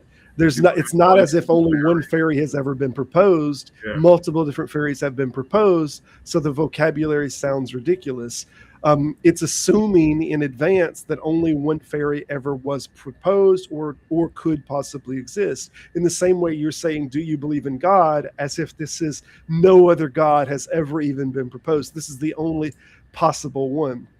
And you can do it with something that people believe exists, such as keys. And you can say, "Do you believe in key?" And people again will be like, "What the hell are you talking about?" Right? So it's just the linguistics they're incorrect. They're just wrong. But what's happened in Western culture is we're totally okay with using this because monotheism dominates the landscape, and they only want there to be that one God character. It would be like me and you, Scott, if you believed in Tinkerbell and I believed in Thumbelina. I'm not sure Thumbelina's a fairy, actually, now that I think of it.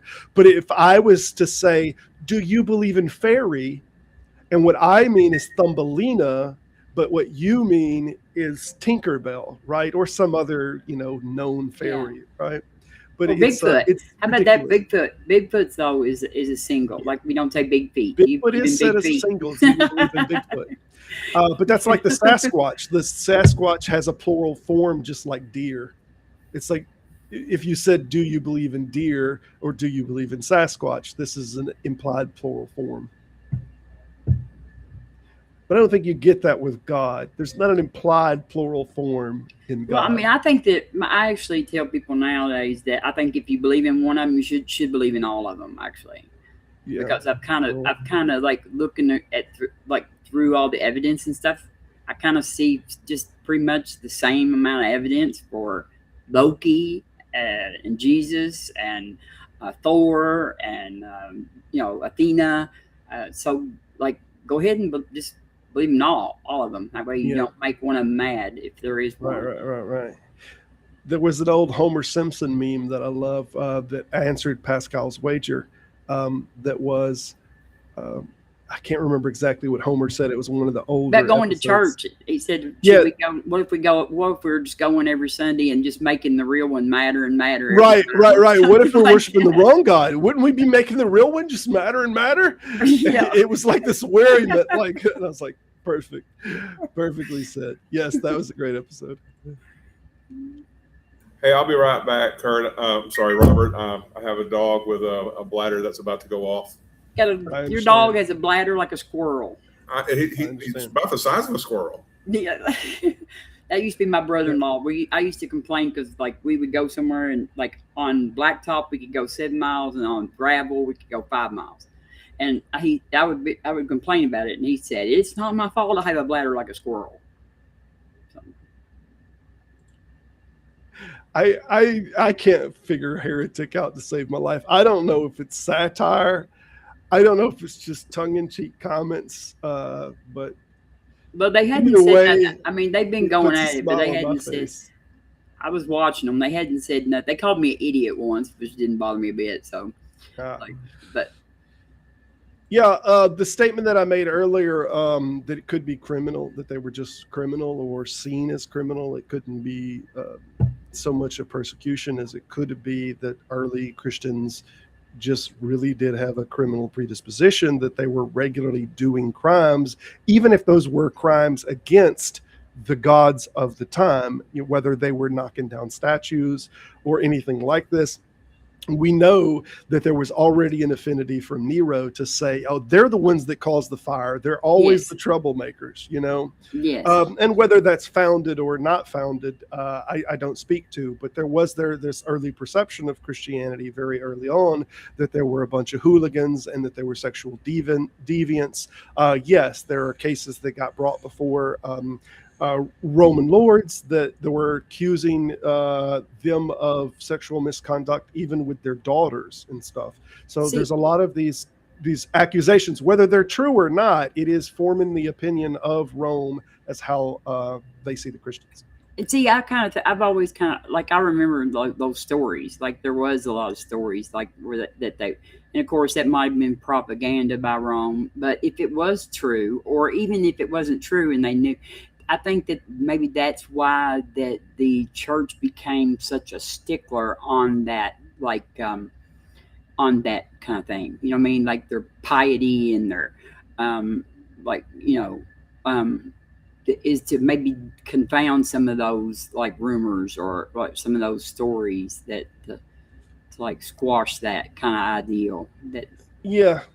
Well, and also we see in the book of Acts in, I want to say chapter 19 in Ephesus, where they estimated the amount of books that were a type of religious ritual books that were brought forth and burned in Ephesus to be, I don't remember if it was 500 or I think it was 5,000 silver shekels worth of books, which I don't know what that would have equated to.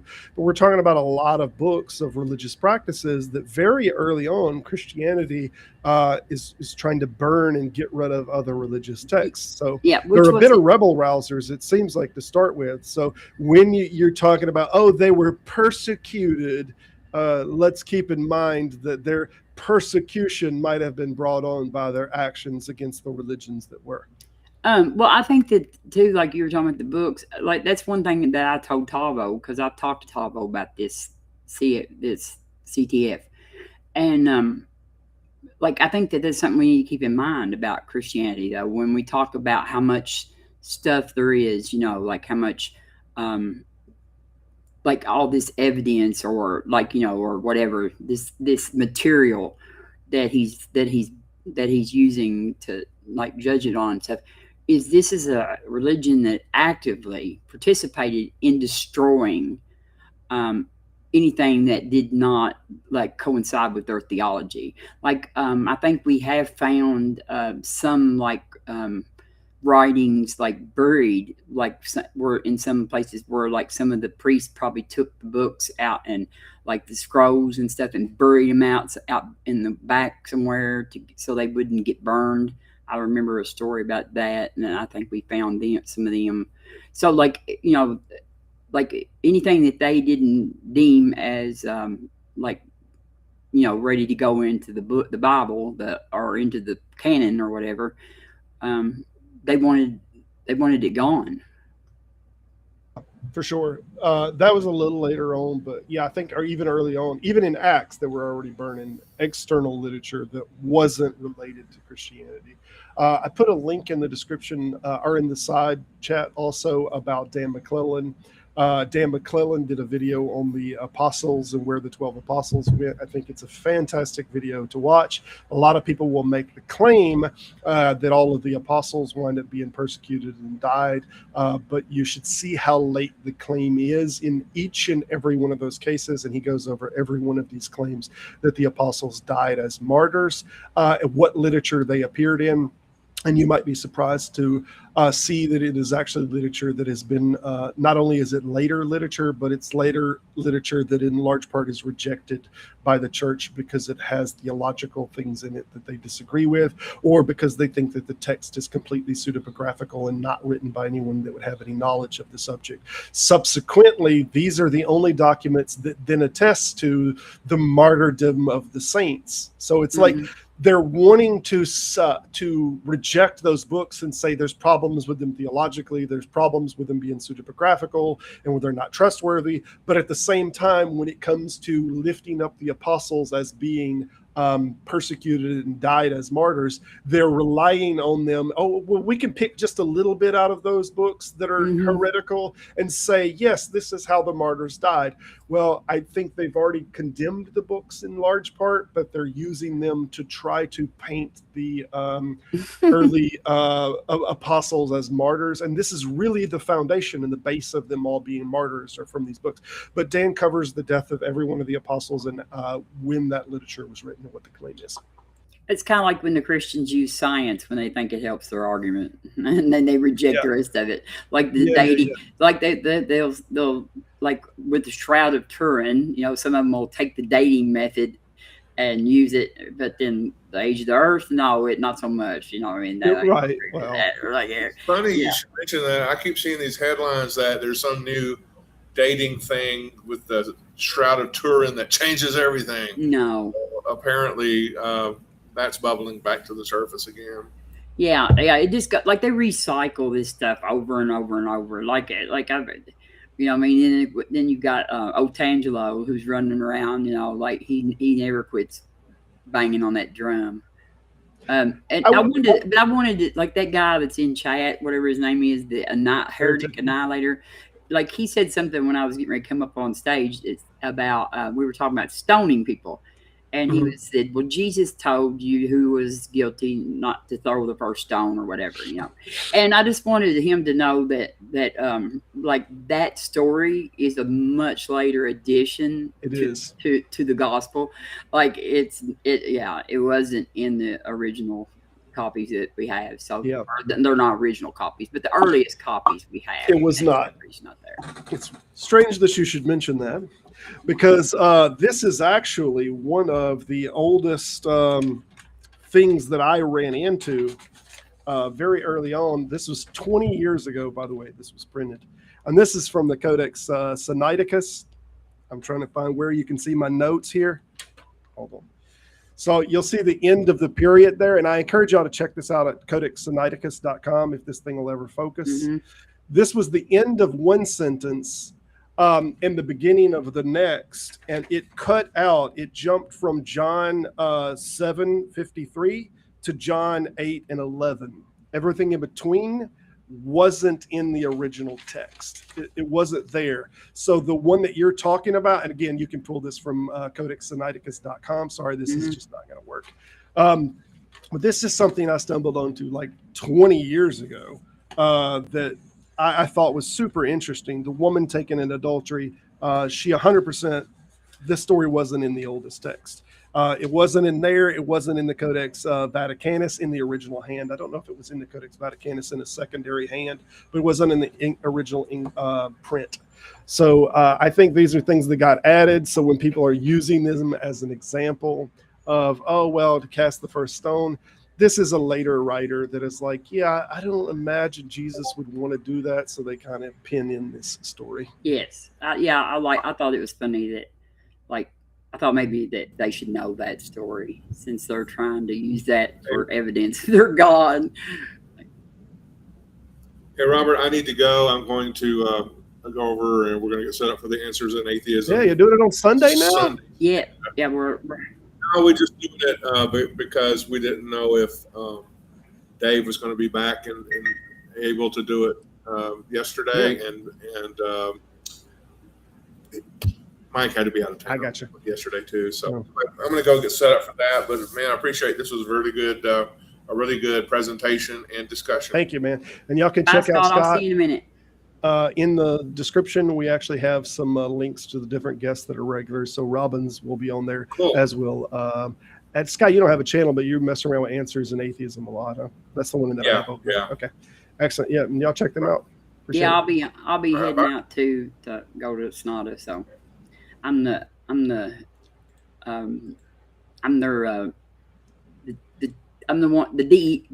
DEI hire over there. That's what I am. DEI.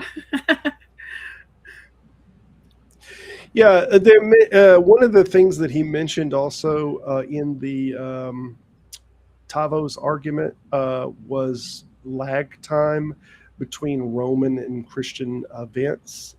So how Rome might have put a specific event like a census compared to Jesus, the Christian text mentioned in the census. Yes. I think we have a variation of 3 to 6 years, like in the census, but other events that might be mentioned, it's attesting to the accuracy of, but what's happening is if we have different censuses, which might have happened 50 years apart, you're picking one in the general area that's closest to it and just saying, oh, it must have been that census. And it's assuming that the Christian text is correct, and it's connecting this census rather than that census because it's closer to it. And Rome, Rome kept good records. Like they kept really good records. But and plus, like we know for a fact, like Rome and Greek both did census, and like because they came up with these ideals, and you never went back to the land. You know, the census is for what resources are needed where you're at. You don't pack up and go home to, you know, like I wouldn't be going back to Ireland for my census. You know what I mean? Like, yeah, like he didn't do a bullet point. Curt didn't do a bullet point 1-by-1 cover on these, and maybe one day I'll look at the different ones that Tavo's making as the individual claims and kind of do a bullet point, because I think a lot of these ones, like they're a bad criteria. One of them that he has is Second Temple liturgical changes, the death of Jesus as an inflection point in the Jewish theological life. I think that was far more about the temple being destroyed and the and Rome sacking much of their buildings and their stuff. That's more likely that liturgical change was about that than it was about Jesus. I don't think the Jews were particularly concerned with Jesus as much as they literally tore the entire temple of the Jews down and sacked many of their buildings, and that's why there's more of a liturgical change, not about Jesus. But there's a lot of others that need to be kind of one by one gone over. That it's making certain assumptions that this thing is making this particular aspect or change is making it more likely that like this is the more valid religion, and it seems like there's other things that could be causing that, such as the one I just mentioned. Well, Matt Dillahunty has a saying that I think fits this well: the multiple of antidote is not data, is not evidence. Right. Like the multiple of antidote is not evidence. So, like, you know, it's sort of like a Gish gallop, it's a Gish gallop. Yeah. You know what I mean? Like, oh, well, we've got this, we got Tacitus, and we've got, you know, all the, you know, when you go to by them one by one, you find out that there's nothing there. There's nothing there. There's nothing there. Yeah. So just piling it all in together and saying we've got all this, like, doesn't make it evidence. Well, I think it's evidence. I don't think it's particularly good evidence, but it's not the type of evidence that we would like allow in a courtroom. Like, so when we get testimony that's secondhand evidence or secondhand testimony like that, generally would not be allowed in the court. We want firsthand testimony is what we want, not second or third hand testimony. And we don't even know how far down the chain much of this testimony is. In addition to that, it looks like that we can see inside of the text that we have, once we've already dated it, we can look at different things that seem to be showing that the story is growing, so to speak. And what I mean by that is if we look at Paul's writings where Jesus was buried and that he had to have been resurrected, he didn't mention a tomb whatsoever in 1 Corinthians. It just says that he was buried. It uses a Greek word that means literally covered with dirt. So this is the oldest text that we have about the resurrection. And then we get Mark is the next one. He doesn't mention anything at all. He mentions the tomb, that he was in a tomb, but doesn't specifically say. It kind of hints at and then the body wasn't there. Hints that there might have been a resurrection. And then by Luke and Matthew, a little later, we're talking about 90. At the earliest dating, we get this, the tomb he came out of the tomb, the stone was blocked. I think Luke did, there were some kind of seals on the tomb. So we're getting this expansion, like the story is growing as it's being told more. And like, as my grandpa used to say, the first liar don't stand a chance. When you're talking about how big your fish story is. Oh, fish story. That's what I was going to say. It's a fish story. Right. So what we have is a growing fish story, and we have kind of these historical markers of it being a smaller fish story, and now it's growing to a bigger fish story, to the degree that by the time that we get to John, when we're talking about the resurrection, now he has 2 guards standing outside of the door, because many people are probably suggesting by this point, well, you know, somebody could have stole the body or whatnot. But by the time John is put out, oh no, we got 2 guards at the door to fix that problem as well. What about which one is it that has the walking, talking cross? That's another one. I want to say this is a gospel of, I think it's the gospel of Peter, which is not Peter, it's pseudepigraphic, but this one didn't get accepted. So, but yeah, there is this chain. Now in the next edition, we have, you know, the cross is coming out behind him, or we have giant. It's a giant, right? The giant that's carrying it. Like, so there's this oh man, this fish is getting so big, it's getting ridiculous, and we can track the time of it getting bigger and bigger. So it seems like this alone shows that there's this expansion. This is getting out of control here, you know. And it's just, when does the church cut it off and say, okay, we'll accept this part over here, that's not, the walking talking cross was too much. So, right, they cut it off at the walking talking cross, right? That's just too much. It's like C.S. Lewis's argument, what is it, liar, Lord liar or lunatic, you know. Yeah Okay, and like Matt Dillahunty says, legend. Right. Or just in a simulation, something that is created over multiple different people. Legends. I mean, like legends, UFOs. Yeah. Like Paul Bunyan. and his blue ox, and like, you know, chopping down Right. all the, like, I mean, like, even if there was somebody that was somebody who inspired the story of Paul Bunyan, Yep. you know what I mean, like an actual, you know, lumberjack, like, Yeah. wasn't running around like chopping down great big old trees with the blue ox and like just, you know, but he grew, the story grew like any other, like, we love legends in America, especially, and I guess all over the world loves legends. So this is all assuming. I love that this is all constantly assuming that every word that you're reading is correct. It's not a part of the story narrative, right?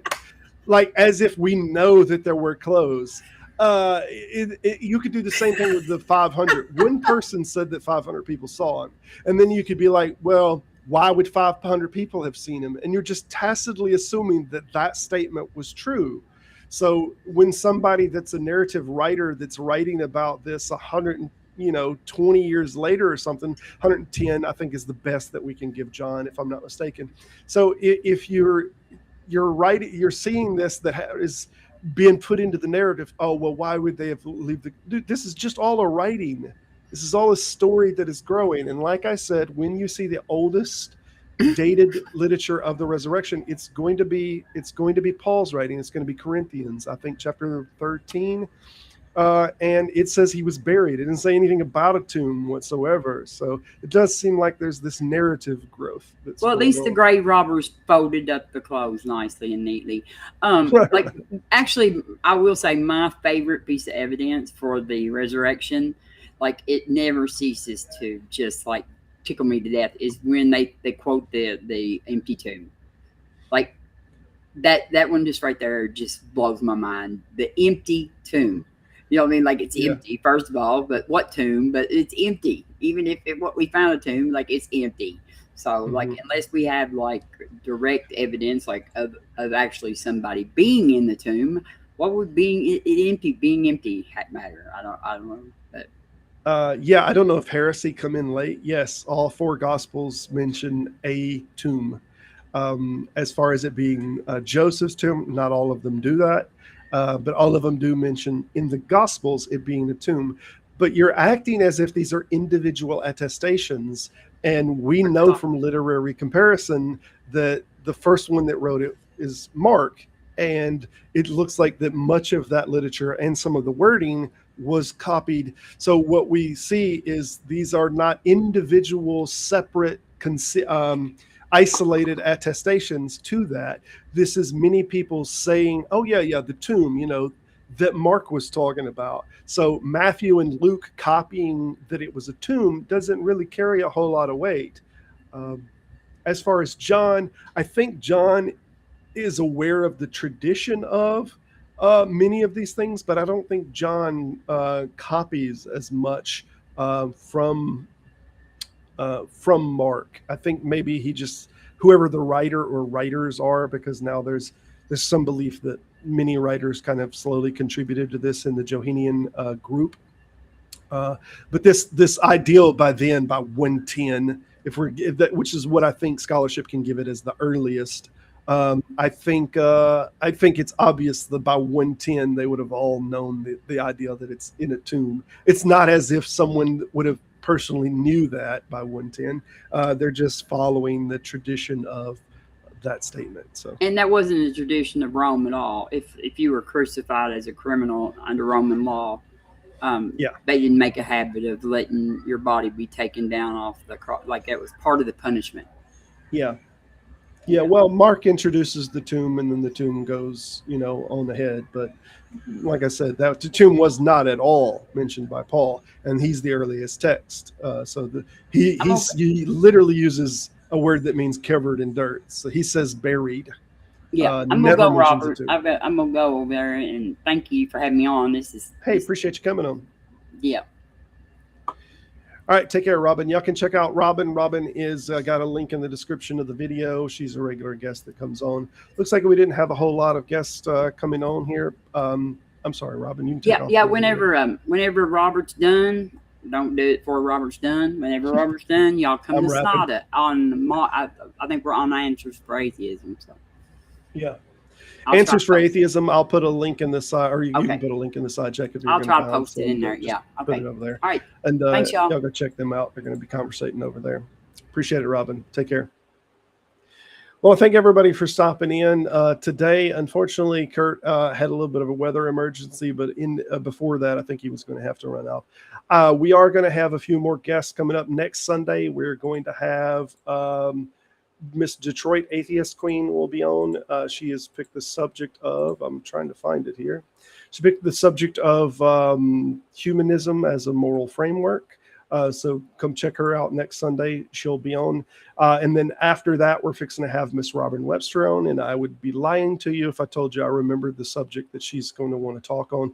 But after that, I believe we're going to have Tavo on. He might have already picked one of the dates. But Tavo will come on and either give a rebuttal to some of his propositions and be open here for hopefully for the chat afterwards. So look forward to that. But as always, I thank everyone for stopping by. I thank everyone for your comments, your likes, your subscribes. I appreciate it. It does help. All of those likes do help the channel grow. So with that, I appreciate it. Remember to stay skeptical and stay skeptical of your skepticism, and have a lovely day. Take care.